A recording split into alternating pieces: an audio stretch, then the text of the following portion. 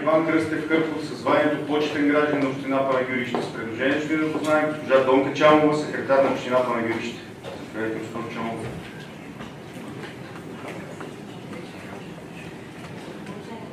Председател, уважаеми господин Каменски, господин Бодуров, уважаеми госпожи и господа общински съветници, драги гости.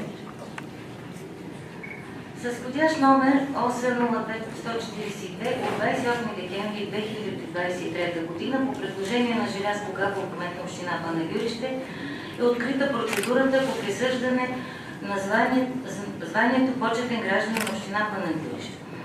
На основание член 56 алинея 2 и във връзка с член 47 алинея 1 и 2 от наредба на Общински съвет Панагюрище за символите, почетните звания и отличия, сме предложили Общински съвет Панагюрище да вземе решение за присъждане на званието почетен гражданин на община Панагюрище на Иван Кръстев Кърпов за постигнати изключително високи спортни постижения, като сме предложили неговата биографична справка, която аз сега ще зачита.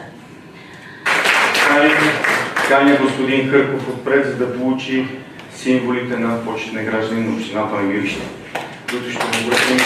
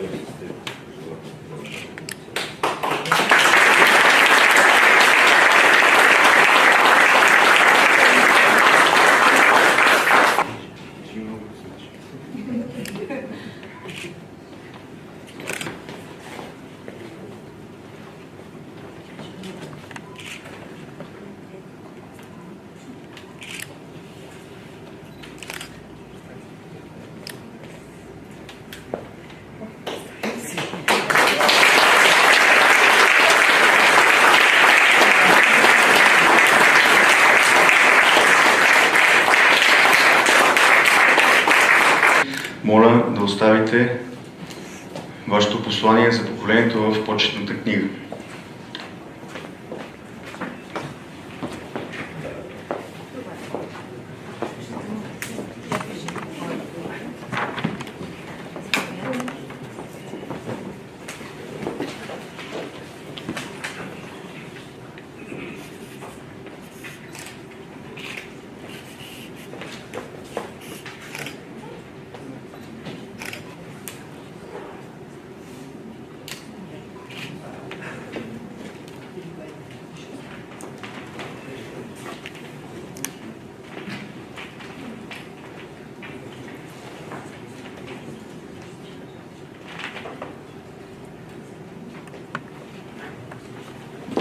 Благодаря, господин Кърпов. Като световен шампион мисля, че няма да ви е нужен микрофон, за да прочетете това, което написахте и всички в залата ще го чуят. Панагюрище. Тук са се раждали и продължават да се раждат българи, прославили и хора, които ще прославят България в цял свят.